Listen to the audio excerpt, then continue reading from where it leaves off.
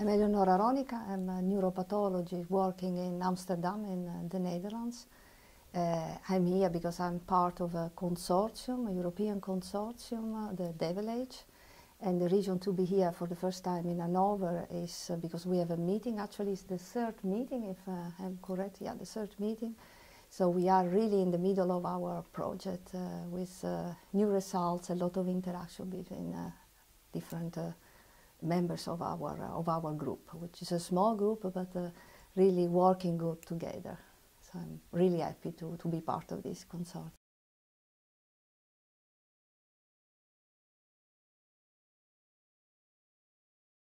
You study the pathology of the brain.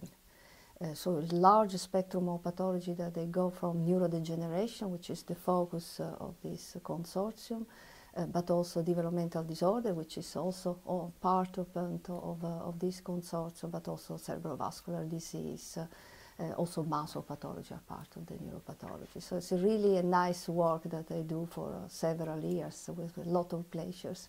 You learn a lot, you can also understand the mechanism underlying this disease.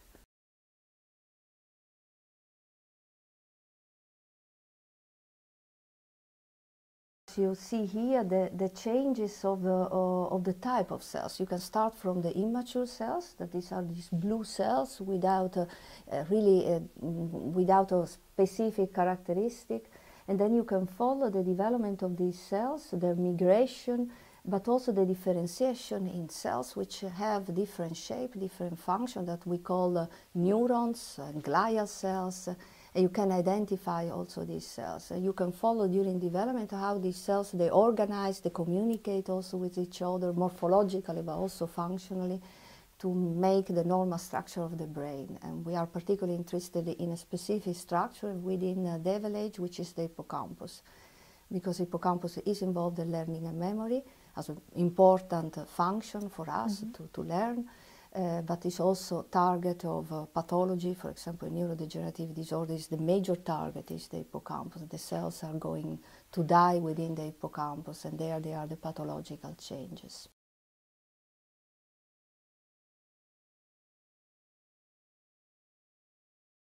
The hippocampus is in the temporal lobe. That is a brain of a fetal brain, so in a baby or this is the age of 23 gestational weeks, so before birth. At this time it's completely formed. You have all the structure, you have the cortex, here is the temporal lobe. If you cut here, you can find the hippocampus, and then when you look under the microscope, you can see the hippocampus with different cell types. You can identify these cells, if they are healthy, if they are there, or if there is a loss of cells, or change in the morphology of these cells.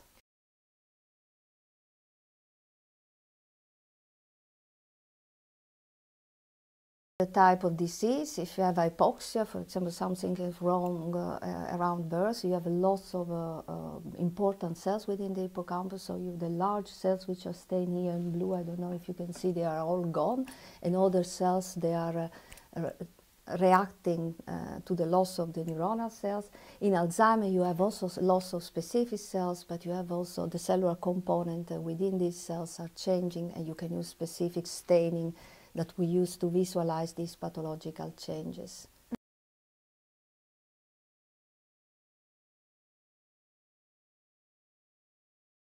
In part, at least in part, also Alzheimer can be considered disorder of aberrant neural development. So we think, and there are some evidence that we try to analyze within this consortium, that indeed in neurodegenerative disease, the pathological change starts really early during development, at the first stage of development. So when we learn more about the normal development, we can learn about developmental disorder, but we can learn also to visualize or to identify these changes which are associated with neurodegenerative disease. That is our aim.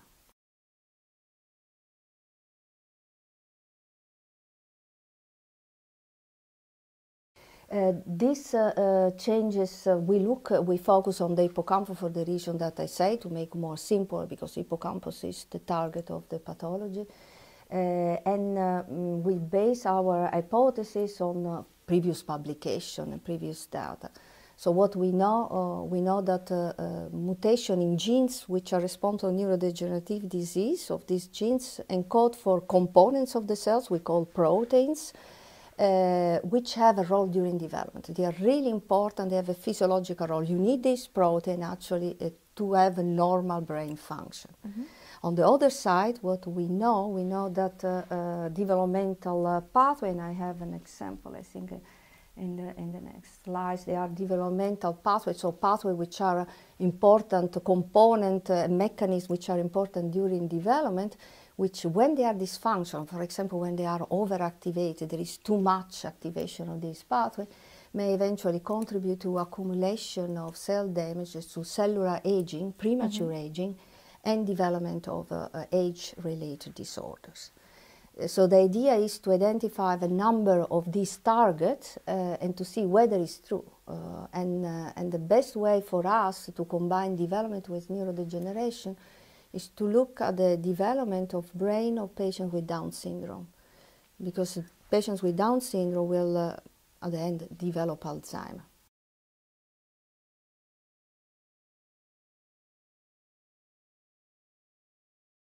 Our technique, because the material is, we have to thanks to the patients, also to the parents, which give a permission to perform also autopsy and donate this brain to do research.